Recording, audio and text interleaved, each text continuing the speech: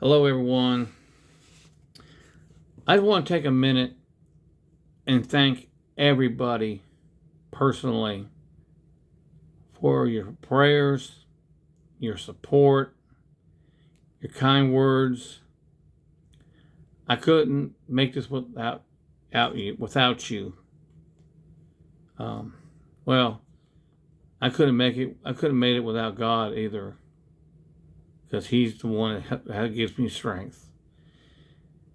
And I, but earthwise, thank you everybody for your, like I said, your support, your prayers, your encouragement. I really appreciate it a lot. Um, and I know we don't know each other. You never met me before. A lot of you are new subscribers, and a lot of you follow me on YouTube. And for those that I don't know or haven't seen, that are new subscribers and everything, you don't know me, but because of the sensitivity of it, people have compassion for other people, even though you don't know them, and there is good humanity still out there, and I really appreciate it a lot. Um, I never thought it would ever happen to me. I thought her and I would live clear in our 70s, maybe beyond, and then if she went before me, it'd be kind of expected, but for a 54-year-old woman to just, expire right in front of your eyes at home without warning, without anything, it was tough. It really was. And as far as maybe what did it, I don't know exactly. I didn't have an autopsy done. That was just, it cost me a lot of money because I just wasn't going to have it done. But I was talking to a lady that my wife knew that worked at a little local restaurant where I live, and she seems to think that my wife had an aneurysm. And the reason why she said that is the way my wife died. My wife had been in a lot of trouble with diabetes. She was type 2. She always had trouble with it. And somehow she must have had a blood clot from her high sugar content. And it probably moved. And when she went down the first time and came, she was still conscious, wherever it lodged, it put her down that way, whatever it affected. And then when I got her up on the bed again for that second, it must have moved again. And wherever it landed, and it's possibly it could have went to her brain. I don't know. But that would have done it. And where it could have went in her heart, and no telling. And that's what did it. That's what got her, because like I said, the way she died, it wasn't that she passed out or had a heart attack where she's still breathing. She wasn't even breathing when she hit the floor. She made a that sound kind of makes you like a that was it. Like air left her lungs, I guess. And when I rolled her over on her back, a few minutes later, 5 minutes later, her lips were already purple. So I think she was dead before she actually hit the floor, in my opinion. And it's possible she had an aneurysm, because, like I said, the medics said her sugar was extremely high, wouldn't even read on their meter.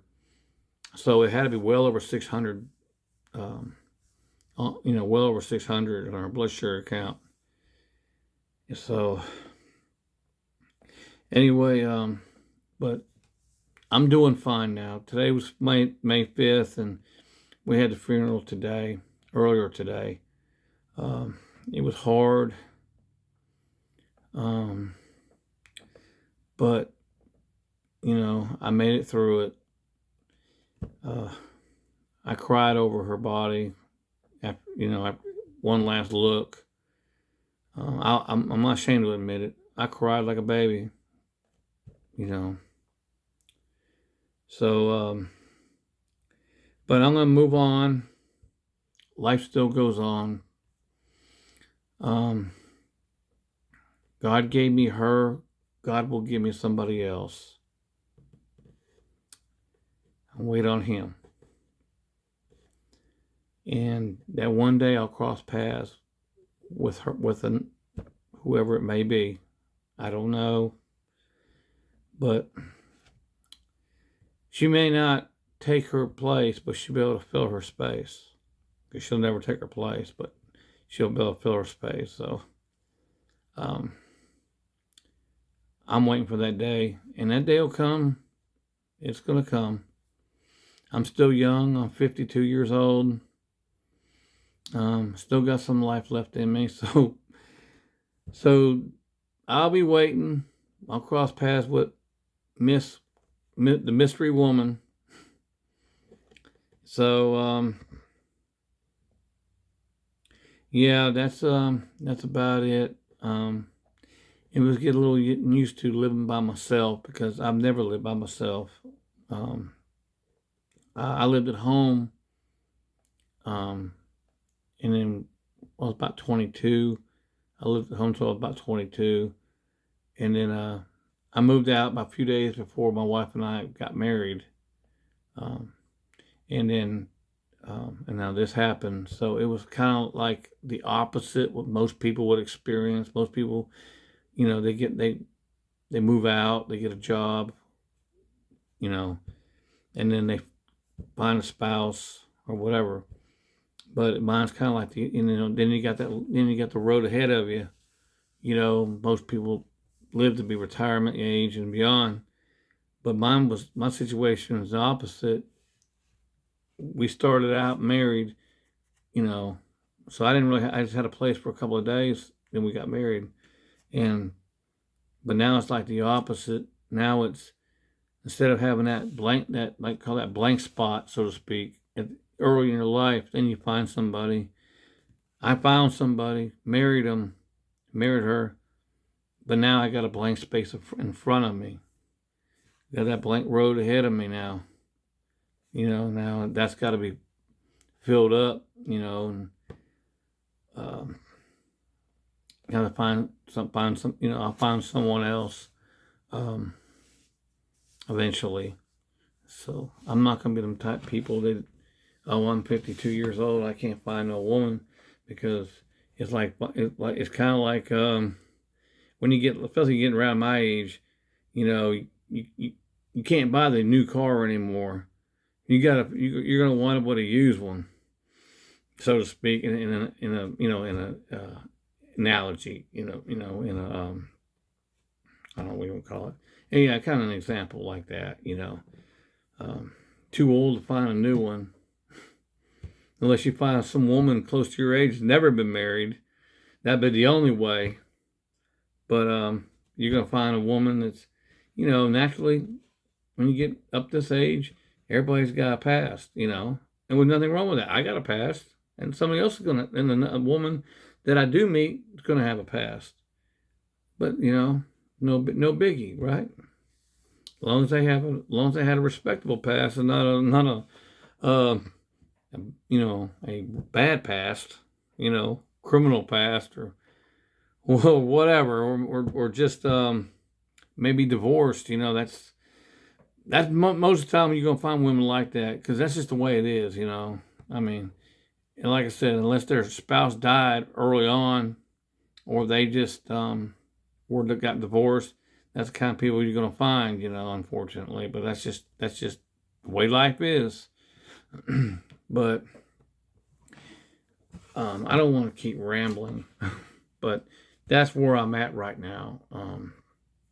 So again, I really appreciate everyone's support, your prayers, and your encouragement. Like I said, I mean that from the bottom of my heart.